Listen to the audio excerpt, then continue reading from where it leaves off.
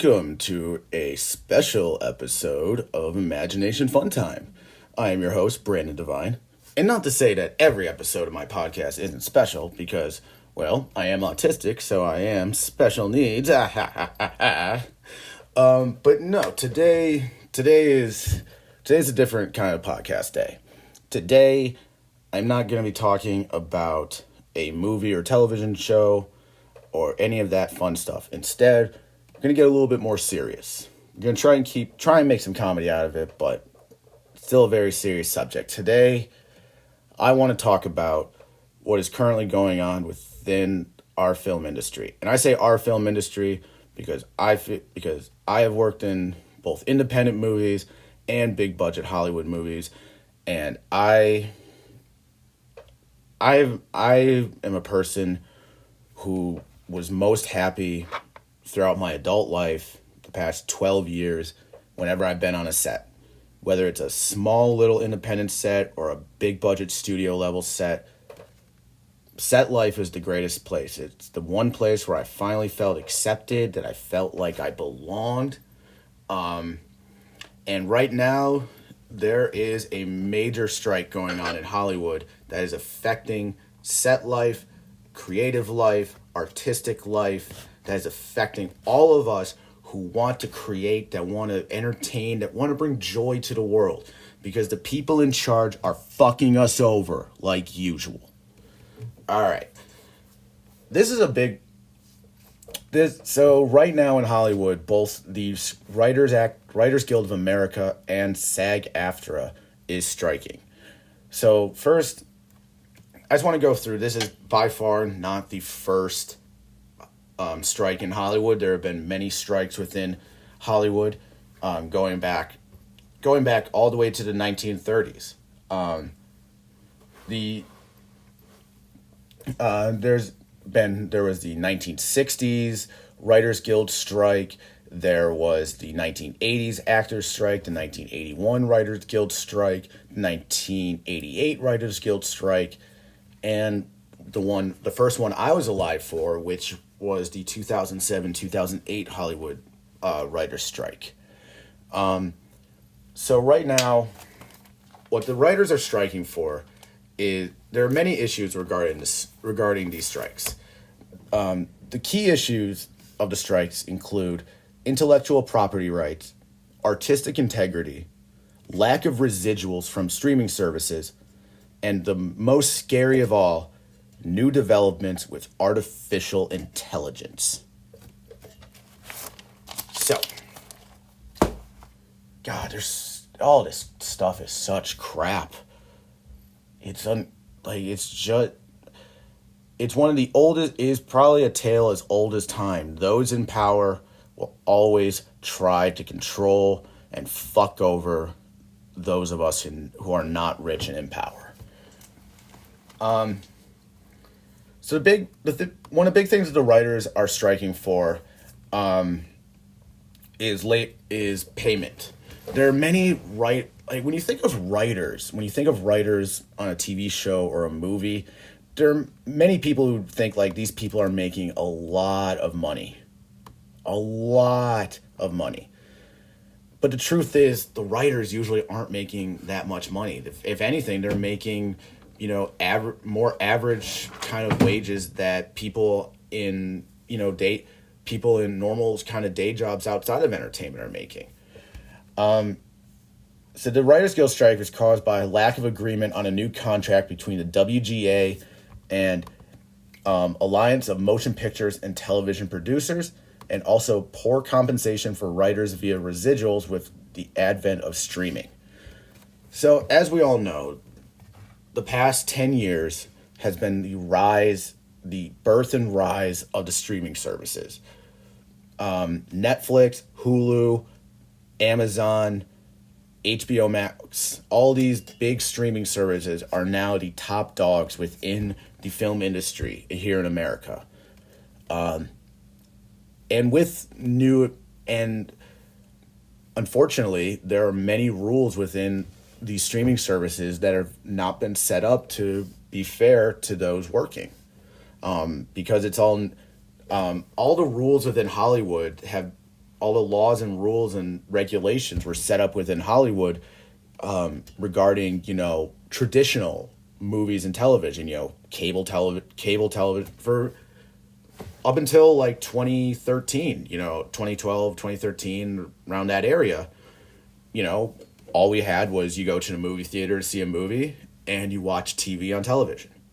But with the rise of the internet and the rise of people having their own creative outputs to go through without needing, big corporations or representation or people that just want to exploit and take money, can create with freedom, which is an amazing thing. It's a truly amazing thing, because I remember when I think like YouTube is probably made the pioneers of the streaming service. When YouTube came out when I was in middle school, it just gave so many people the opportunity to just make videos and put them up online and let tons of people see it. Before then, it would be such an insane process, such as like literally having to make a movie and try and distribute it through stores and advertisement. With the internet, you can just broadcast it to whoever has the internet. So when streaming services popped up, their laws and regulations don't necessarily line up with the laws and regulations of Hollywood. So the people in charge are able to work around loopholes. One of the biggest things that the writers are striking for is residuals, is residual payment for their work.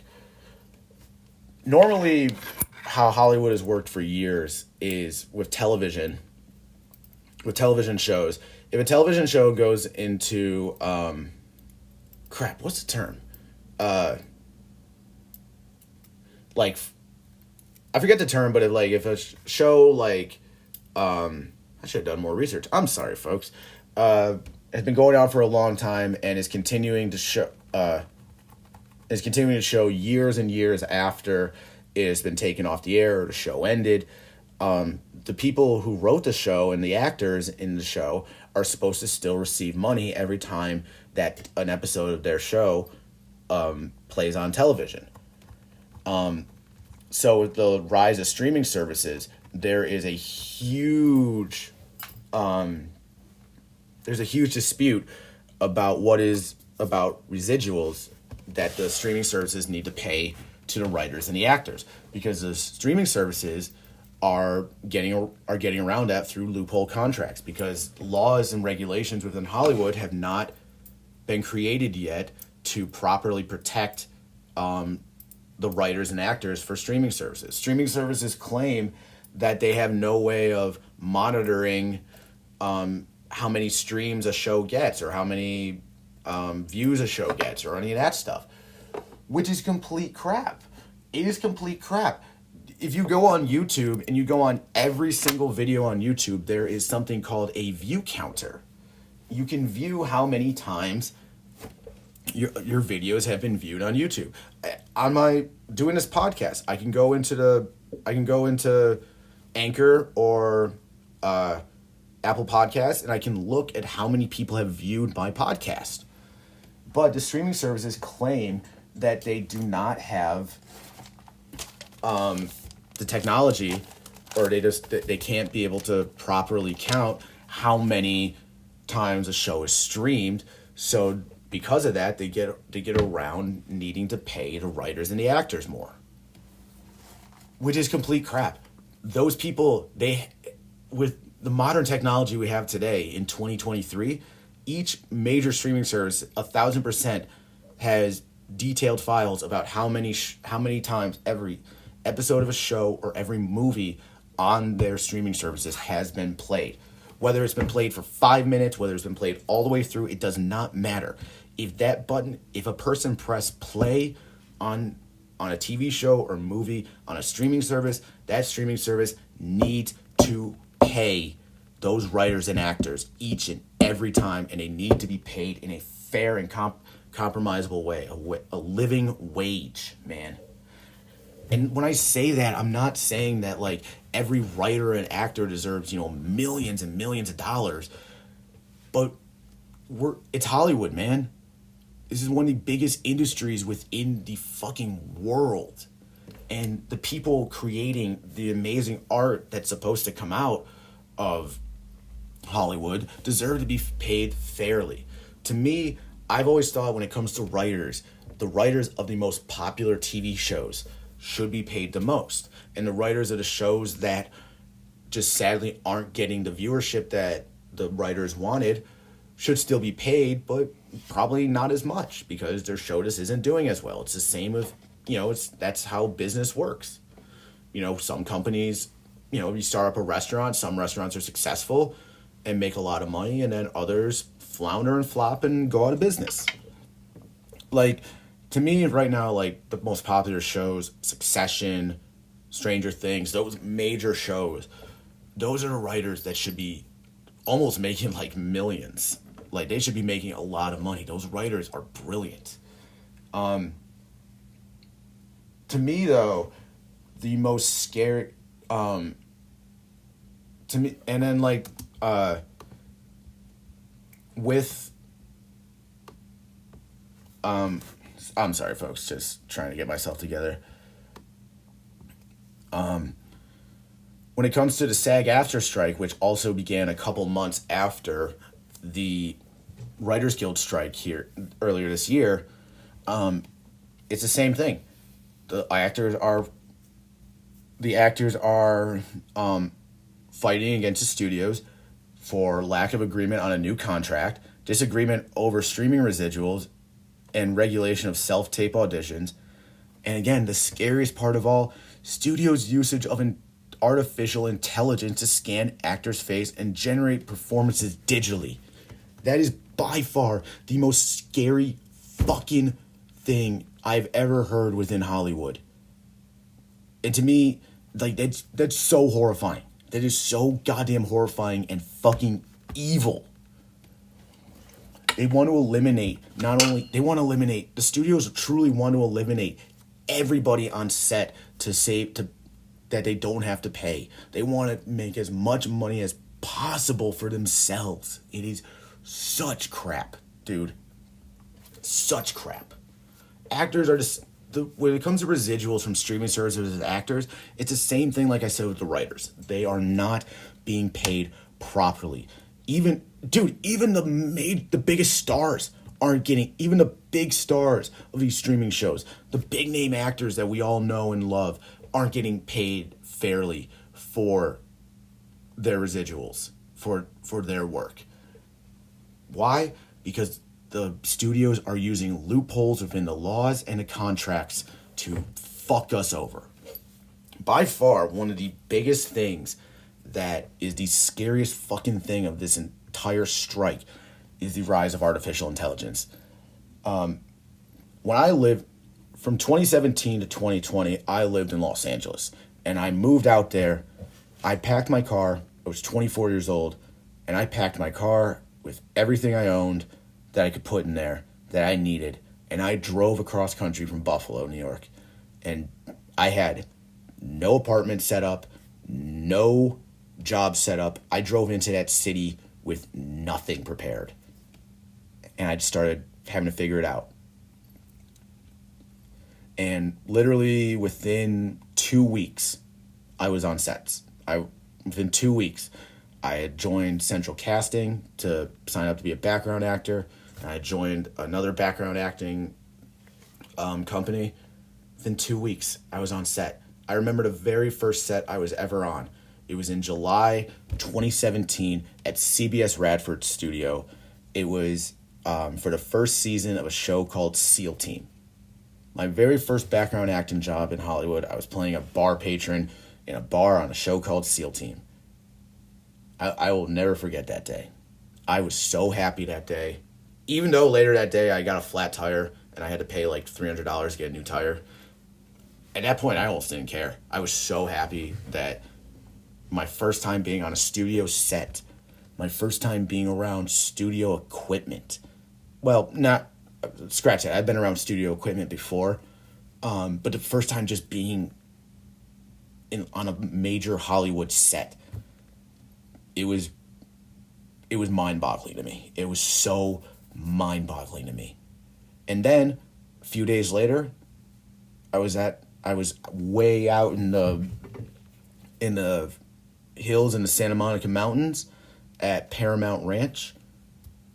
They dressed me. I had my long hair then, so they dressed me up as a cowgirl. But I got to play an android on Westworld, a dead android just laying there in the dirt, dead with dozens and dozens of other extras.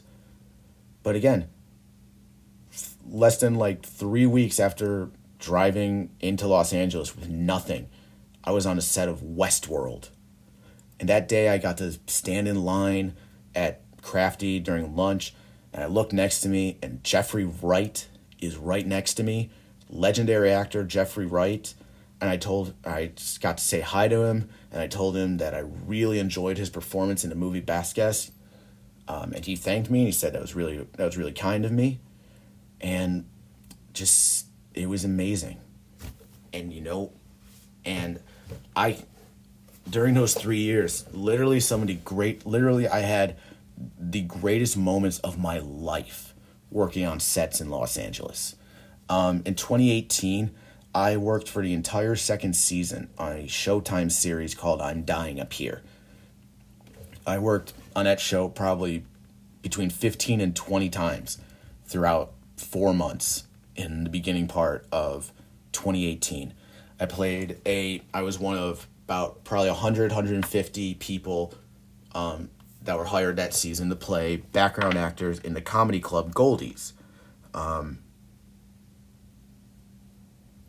Those people almost became a family at times, because we got to come back to set all the time throughout those 4 months and just hang out all day, hang out in background holding, enjoying Crafty, shooting the shit, talking about, what are other artistic endeavors we want to do, our dreams, our goals. And then we would get to go to set and dressed up in these awesome, dope 70s clothes, the dope 70s background, and all sorts of... It was amazing. Literally, I had one of the greatest days of my life. I remember working, it was like a average, 16, 17-hour day doing background. And I was driving home, and it was I think 11:30 at night, and I had to be on set again at 7:30 in the morning. And I was screaming with joy and happiness, punching the roof of my car, just freaking out because I had so much fun that day. Just doing background acting. Just doing basic background acting. I had so much fun just being on set, being surrounded by all the crew, the stars, the directors, the producers, the equipment, everything. Just all of set life, it's beautiful. It is truly so magical. And I got to work on so many other amazing projects during that time in Los Angeles. The movie Dolomite Is My Name. 2 nights in a row, I got to stand 5 feet away from Eddie fucking Murphy. And I got to see Eddie Murphy perform and craft a character. And it was mind-boggling, even though it was 105 degrees on set in that theater in downtown Los Angeles. And during those 2 nights, I think 3 people passed out from heat stroke and had to be taken away in an ambulance. But still, amazing. Beyond amazing. I got to be an extra on the reboot of All That on Nickelodeon. As a child in the 90s and early 2000s, All That was one of the best fucking shows for kids. Literally SNL for kids.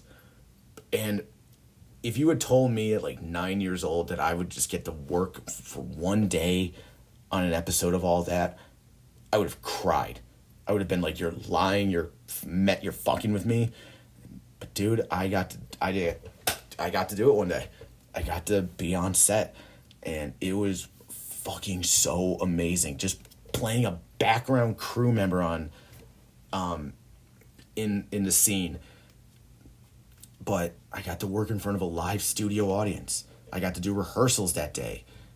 I got to just chill in the green room with other background actors and hang out, and it was the fucking It was so amazing. I can't even. There's so many other amazing times I got to work. Ballers. I'm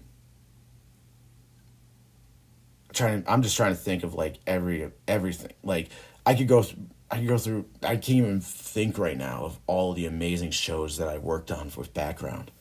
One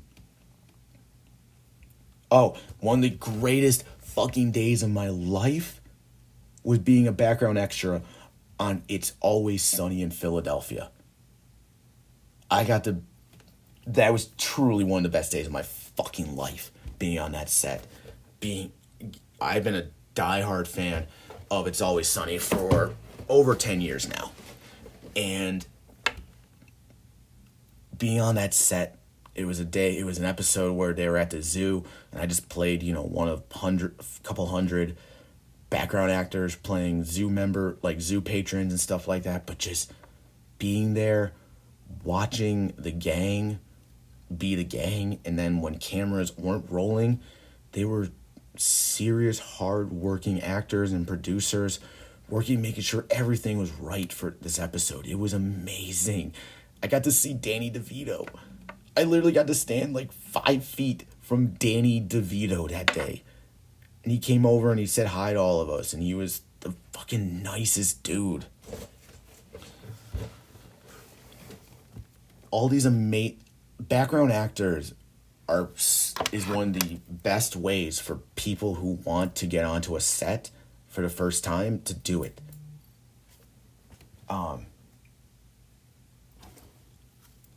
It was amazing. Background actors have been around since the beginning of Hollywood. So many scenes in television shows and movies would not work without us, without the hardworking background actors in Hollywood. And some of these people that are background actors, this is how we make our living. I have friends in Los Angeles that literally are able to pay all their bills and have a decent living through just background acting, and they love it. And it's insane how these studios want to take it away from us. They want to take it away. They want to pay us all. The studios they're fighting right now for the rise of artificial intelligence. They want to scan actors' fate. They want to literally scan us and own our likeness. They want to pay us a basic 1-day minimum wage fee to own our likeness, body and face, for eternity. And with that, they could just apparently use our likeness for anything. They could put us into any show, movie we wanted, even if it's a show or a movie we didn't want to work on, we didn't want any part of. It doesn't matter. There we are, because the studio owns my body and likeness. It's fucking insane. What's to stop the studios from bringing back, from using deep de-aging technology and AI to bring back dead actors? There's nothing stopping them. There's nothing stopping them from just bringing back anybody who is dead and using technology to recreate them. And guess what? They wouldn't have to pay. They would get around having to pay those families' estates for using their dead relatives' likeness, because they are unethical bastards. And guess what? The rise of AI would not just eliminate background acting on set. It would eliminate almost so many of the lower level jobs within set. They would eliminate costume, hair and makeup, transportation, catering, set designers, art department, editors. Everything that you don't need if you have a set basically just being filmed by artificial intelligence. What's to stop artificial intelligence from taking over camera department or sound or even just becoming a director? Where does it fucking end? It doesn't. The only way this ends is horribly. This is not going to end. Nothing about this is going to end well. AI is literally being trained by studios right now to learn how to write screenplays using existing screenplays under copyright laws from the studios, because AI is such a new tech. There are no laws with it concerning intellectual property rights. Do the creators have to be given permission to the studios for the AI to write stories based on their existing characters and properties? The studios are doing everything they can to fight against that. They're monsters. Some of these people are true fucking monsters that don't care that hardworking artists are fucking dying in the street now. Okay, that's a little, not dying in the street, but they're trying to take us away. They're trying to take us all away. They're trying to get rid of all of us. The studios just think that those in charge control everything. Like I said earlier, it's one of the oldest tales of time is these studios one of the oldest tales of time is those in power trying to fuck over those not in power. The rich will always fuck over the poor. Always have, always will. That's a quote from Keith David from his character in Platoon. I want to end this podcast by rating a list. These are the lists from just from what I found on the internet. Could be wrong, could not. But I believe these are a list of current Hollywood CEOs. Disney CEO, Bob Iger. Hulu CEO, Randy Freer. Netflix CEO, Ted Sarandos. Warner Brothers CEO, David Zaslav. Paramount CEO, Brian Robbins. Universal CEO, Donna Langley. Sony Pictures CEO, Tony Vinciguerra. Goddamn dyslexia, I'm trying to pronounce that right. Marvel Studios CEO, Kevin Feige. Apple CEO, Tim Cook. Those are people who want to take away art from the artists. We can't let this happen, people. I want this to work out. I want this to work out fairly for us all. I want artists to be treated fairly. I want artists to be allowed to express themselves and have freedom and be paid correctly for our work. All I want in my life is to make a living as an entertainer, whether it's a stand-up comedian, whether it's an actor, whether it's a podcaster, whatever. I just want to I'm not looking for millions and millions of dollars and 4 mansions and a garage full of Lambos and Ferraris. I'm not looking for that. I'm looking to make a living, be able to own a home or someplace, be able to pay my bills comfortably by doing what I love and what makes me happy. So thank you if you made it this far, thank you for listening. I hope some of the things I said were a bit informative. Please support the actors and the writers. They all really need our help right now. This is a fight for all of us. This is a fight for our entertainment. This is a fight for our freedom. This is a fight to save integrity. Thank you, folks. I hope you enjoyed this special edition of Imagination Fun Time, and I will talk to you later.